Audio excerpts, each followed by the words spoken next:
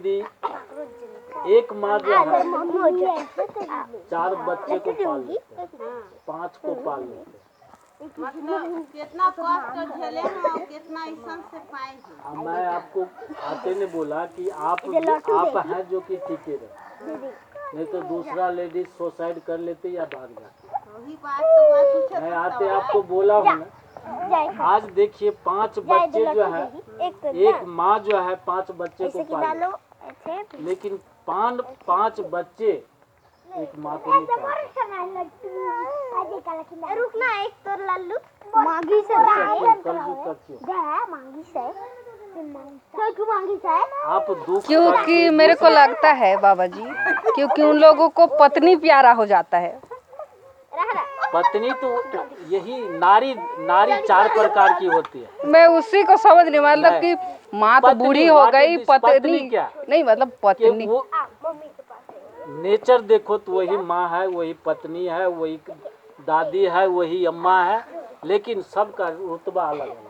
इसीलिए तो मतलब बोल रही हूँ कि पत्नी प्यारी हो जाती है, इसीलिए माँ मतलब क्यों होती है, मतलब पत्नी प्यारी हो जाती है क्योंकि वो खूबसूरत होती है ना। पत्नी बनेगी वो तो उसको माँ बाप से छीन लेना। मैं अरे ऐसे कैसे छीन लूंगी? तो तू ही बोल रही है कि पत्नी प्यारी होती है। हाँ तो होती है कि नहीं, मतलब आपके लिए आपकी जो होंगी वो प्यारी नहीं है मतलब की। हम इस लाइन के ना हम पत्नी किए ना हम इस चक्कर में रहे। अच्छा क्यों नहीं किए, मतलब भोगना चाहिए, मतलब संसार में इस दुनिया में आए हैं तो उसका भी तो अनुभव करना चाहिए। ये भी मैं मानता हूँ, इस सबसे बड़का धर्म है गृहस्थ आश्रम। मैं इस बात को एहसास करता हूँ कि जितना भी जोगी फकीर साधु संत इरिंग बिरिंग ABCD हाँ। लेकिन उसमें सबसे अच्छा धर्म गृहस्थ आश्रम माना गया है। मेरे को एहसास हो रहा है कि जितने पूना नासिक जम्मू कश्मीर में बद्री केदारनाथ दुनिया घूम लिया, लेकिन जो धर्म परिवार में रह करके होता है वो धर्म कोनो संस्था में नहीं है। मतलब इतना आप मानते हैं? एहसास होता है, मानते मतलब हैं इस बात को। पहले एहसास नहीं हुआ, अब हो रहा है। एहसास नहीं हुआ, चलो भाई साधु संत बनते हैं। क्यों नहीं हुआ, क्यों नहीं हुआ? लेकिन घर में रहते हुए एक घर से कितने आदमी को भोजन होता है, कितने जानवर पलते हैं, कितने चींटी पिपरी वगैरह वगैरह सब एक घर से खाते हैं। और एक के कमाई से, एक के कमाई से। इससे बढ़कर पुण्य क्या होता है? इससे बड़ा पुण्य क्या हो सकता है? लेकिन उसको लोग इग्नोर करते हैं, केयर नहीं करते, समझते नहीं है कि माँ बाप घर में एक गिलास पानी के लिए मरते हैं, बेटा रोड पे दारू पी करके घोलट कर देता है।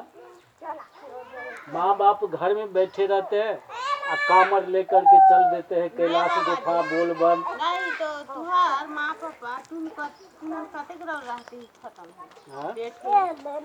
हमारा पापा मम्मी जो है ना 97 में जो है ना। नहीं तुम कते ग्राम रहा? हम उस टाइम थे 17 साल। और इस लाइन में कब से आए, मतलब साधु संत वाला इस लाइन में तो हमें हो गया रख लो 20 साल 22 साल 20 साल 20 साल 22 साल।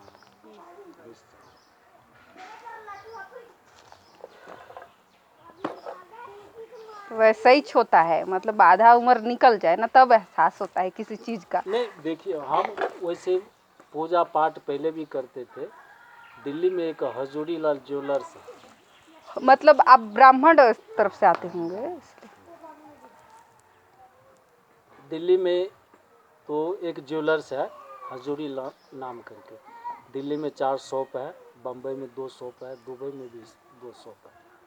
तो घर के आगे मंदिर बना रखा है, तो मंदिर में हम पूजा पाठ पहले से भी करते थे। ये बात है, जब उसका बेटी जन्म लिया तो उसके पास हम नौकरी भी किए, गाड़ी भी चलाना जानते, कोई भी गाड़ी दे। हैं? हाँ करना चाहिए। तो उसके घर में हम 12 साल, वो लड़की का नाम है सोनू, उसको हम 12वीं तक पढ़ाई किए बसंत वैली दिल्ली स्कूल में। आपने वहाँ वो स्कूल जाती थी, बस ड्यूटी में वो लड़की को लाना छोड़ना लाना, इतना अच्छा, मेरा ड्यूटी। हाँ, छोड़े के लिए जितना है। हाँ, साथ में बॉडीगार्ड पिस्टल वाला रहता था, बलराज नाम करके। वो लड़की दिल्ली में 12वीं पास किया। 12वीं पास करने के बाद 5 साल के लिए अमेरिका चला गया वहाँ पढ़ने के। 5 साल तब तक मेरे को तनख्वाह मिलते रहा, मैं लेकिन गाड़ी ड्यूटी में नहीं करता।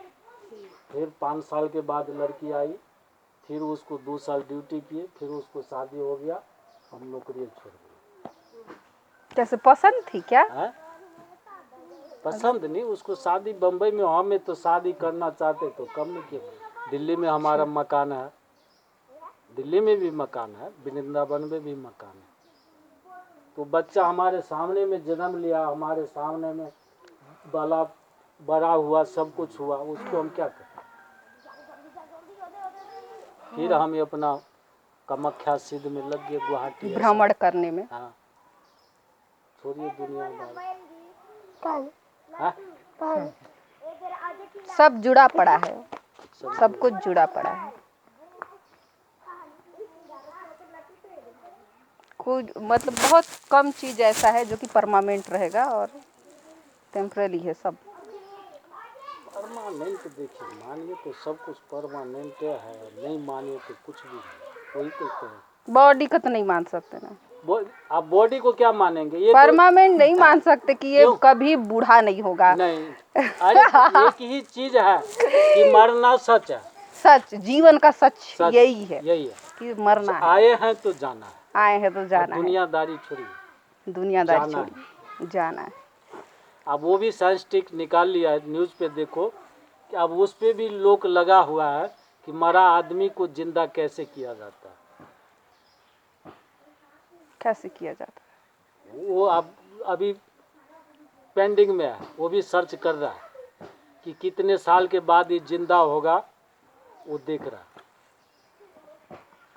खोज कर रहे हैं। खोज कर रहे हैं। चांद पे पहुंचे, अंतरिक्ष पे पहुंच ही गया, चांद पे पहुंच गया नहीं, पहुंच गया। तो साइंस तो ऐसी चीज़ है।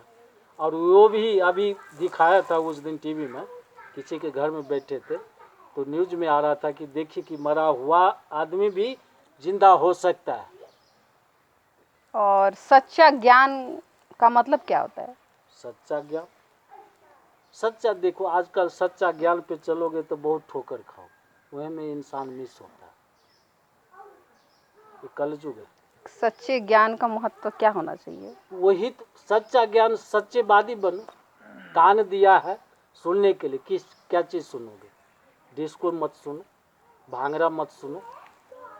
कान जो है आजकल जो है अनुरुद्ध महाराज की कहानी सुनो, मतलब वो तो सुनोगे नहीं। तो दिमाग खुल जाए के लिए, लेकिन हम लोग गलत चीज़ सुनते हैं। आँख दिया देखने के लिए। आज मंदिर तुम जाएगी, स्कूल जाएगी, चाहे कोई मार्केट में जाएगी, तो लोग कपड़े को नहीं देखते, खाली ये लड़की ये कपड़ा पहन के आई थी, वो ये करके आई। आजकल की जनरेशन है। मंदिर में जाएगी तो लिपस्टिक लगा के ये पेन ओढ़ करके, जैसे हम शादी में जा रहे हैं। अरे मंदिर में तो तू वैसे भी जा सकते है, सिंपल ड्रेस पहन के जा सकते है। नहीं, वो आजकल तो सेल्फी के लिए जाते हैं। तो वही न कर रहा हूँ, सेल्फी होना बहुत जरूरी है आजकल के डेट में, इम्पोर्टेंट। देखिए अगर सज धज के नहीं जाएंगे तो फेसबुक में लाइक नहीं आएगा। देखे बाबा,